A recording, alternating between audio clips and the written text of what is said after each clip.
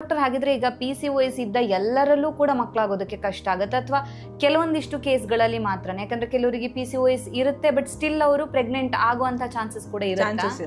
ಖಂಡಿತ ಇರುತ್ತೆ. ಅದು ಎಷ್ಟೊಂದು ಜನಕ್ಕೆ ಈಗ ತಾನೇ ಪ್ರೆಗ್ನೆಂಟ್ ಆಗ್ಬಿಟ್ಟಿರ್ತಾರೆ. ಇನ್ ಸ್ವಲ್ಪ ಇನ್ನೊಂದು 15 to 20% ಅಂತ ಏನ್ ಹೇಳ್ತೀವಿ ಅವರು ಟ್ರೀಟ್ಮೆಂಟ್ಗೆ ಬರ್ತಾರೆ.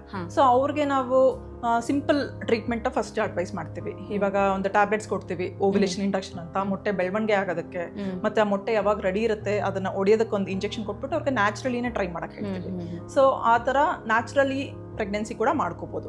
ಇಲ್ಲಾಂದ್ರೆ ನೆಕ್ಸ್ಟ್ ಬೇರೆ ಸಿಂಪಲ್ ಟ್ರೀಟ್ಮೆಂಟ್ಸ್ ಅಂತ ಬರುತ್ತೆ. ಈಗ IUI ಅಂತ ಹೇಳ್ತೀವಿ. ಅಲ್ಲೂ ಅದೇ ತರಾನೇ ಮೊಟ್ಟೆ ಬೆಳವಣಿಗೆಗೆ ನಾವು ಟ್ಯಾಬ್ಲೆಟ್ಸ್ ಅಥವಾ ಇಂಜೆಕ್ಷನ್ಸ್ ಏನ್ ಬೇಕೋ ಕೊಟ್ಬಿಟ್ಟು ಅದು ಯಾವಾಗ ಮೊಟ್ಟೆ ರೆಡಿ ಇರುತ್ತೆ ಅಂತ ಹೇಳಿದಾಗ ಹಸ್ಬೆಂಡ್ ನಾವು ಸ್ಯಾಂಪಲ್ ತಗೊಂಡು ಪ್ರೊಸೆಸ್ ಮಾಡ್ಬಿಟ್ಟು ನಾವೇ ಗರ್ಭಕೋಶದೊಳಗೆ ಹಾಕ್ತಿವಿ ಸ್ಯಾಂಪಲ್. ಸೊ ಈ ತರ ಡಿಫ್ರೆಂಟ್ ಟ್ರೀಟ್ಮೆಂಟ್ಸ್ ನಾವು ಇದು ಹೋದಾಗ ಅವರಲ್ಲಿ ಪ್ರೆಗ್ನೆನ್ಸಿ ಆಗೋ ಚಾನ್ಸಸ್ ಇಂಪ್ರೂವ್ ಆಗ್ತಾ ಹೋಗುತ್ತೆ ಅಂತ ಹೇಳ್ಬೋದು. ಈಗ ಇರೆಗ್ಯುಲರ್ ಪೀರಿಯಡ್ಸ್ ಇರುತ್ತೆ ಅಂತ ಹೇಳಿದ್ರಲ್ವಾ, ಸೊ ಇರೆಗ್ಯುಲರ್ ಪೀರಿಯಡ್ಸ್ ಇದ್ದವರು ಆ ಓವ್ಯುಲೇಷನ್ ಡೇ ಟ್ರ್ಯಾಕ್ ಮಾಡುವಂಥದ್ದು ಯಾವ ರೀತಿಯಾಗಿರುತ್ತೆ? ಈಗ ನ್ಯಾಚುರಲಿ ಸೈಕಲ್ಸ್ ರೆಗ್ಯುಲರ್ ಇದೆ ಅಂತ ಹೇಳಿದ್ರೆ ಅರೌಂಡ್ 14th to 16th ಅಥವಾ 14th to 18th ಡೇ ಅಲ್ಲಿ ಅದು ಓವ್ಯುಲೇಷನ್ ಆಗುತ್ತೆ ಅಥವಾ ಮೊಟ್ಟೆ ರಿಲೀಸ್ ಆಗುತ್ತೆ ಅಂತ ಹೇಳ್ತೀವಿ. ಕರೆಕ್ಟ್. ಇವಾಗ ಪೀರಿಯಡ್ಸ್ ರೆಗ್ಯುಲರ್ ಆಗಿ ಆಗ್ತಿಲ್ಲ, 2 months ಇದೆ, 3 months ಇದೆ ಅಂತ ಹೇಳಿದಾಗ ಅವ್ರಿಗೆ ಗೊತ್ತಾಗಲ್ಲ ಅವ್ರು ಯಾವಾಗ ಓವ್ಯುಲೇಟ್ ಆಗ್ತಾ ಇರ್ತಾರೆ ಅಂತ. ಆ ತರ ಇದ್ದಾಗ ಫಸ್ಟ್ ಬೆಸ್ಟ್ ಅಂತ ಹೇಳಿದ್ರೆ ಫಾಲಿಕ್ಯುಲರ್ ಸ್ಕ್ಯಾನ್ಸ್ ಅಂತ ಹೇಳ್ತೀವಿ. ಈಗ ಫರ್ಟಿಲಿಟಿ ಸ್ಪೆಷಲಿಸ್ಟ್ ಹತ್ರ ಬಂದಿರ್ತಾರೆ, ಅವರು ಪ್ರೆಗ್ನೆನ್ಸಿಗೆ ಟ್ರೈ ಮಾಡ್ತಾ ಇರ್ತಾರೆ. ಅವಾಗ ನಾವೇನ್ ಮಾಡ್ತೀವಿ, ಜಸ್ಟ್ ಮಾನಿಟರ್ ಮಾಡ್ಕೊಳ್ತೀವಿ.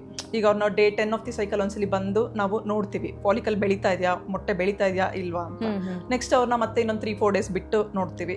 ಸೊ ಈ ತರ ನಾವು ಫಾಲಿಕ್ಯುಲರ್ ಸ್ಕ್ಯಾನ್ಸ್ ಮಾಡಿ ಟ್ರ್ಯಾಕ್ ಮಾಡಿದಾಗ ನಮ್ಗೆ ಎಕ್ಸಾಕ್ಟ್ ಆಗಿ ಗೊತ್ತಾಗುತ್ತೆ ಯಾವಾಗ ಮೊಟ್ಟೆ ಬೆಳವಣಿಗೆ ಆಗ್ತಿದ್ಯಾ ಆಗ್ತಿಲ್ವಾ ಅನ್ನೋದು. ಒಂದು ಆಗ್ತಿದ್ರೆ ಸ್ಲೋ ಆಗಿ ಆಗ್ತಿದ್ಯಾ, ಅದು ಯಾವಾಗ ರೆಡಿ ಇರುತ್ತೆ, ಅದು ಯಾವಾಗ ರಪ್ಚರ್ ಆಗುತ್ತೆ ಅನ್ನೋದು ನಮಗೆ ಸ್ಕ್ಯಾನ್ಸ್ ಅಲ್ಲಿ ಕನ್ಫರ್ಮ್ ಆಗಿ ಗೊತ್ತಾಗುತ್ತೆ. ಇಲ್ಲ ಅಂತ ಹೇಳಿದ್ರೆ ಅವ್ರಿಗೆ ಮನೆಯಲ್ಲಿ LH ಕಿಟ್ಸ್ ಅಂತ ಅವೈಲಬಲ್ ಇರುತ್ತೆ ಇವಾಗ.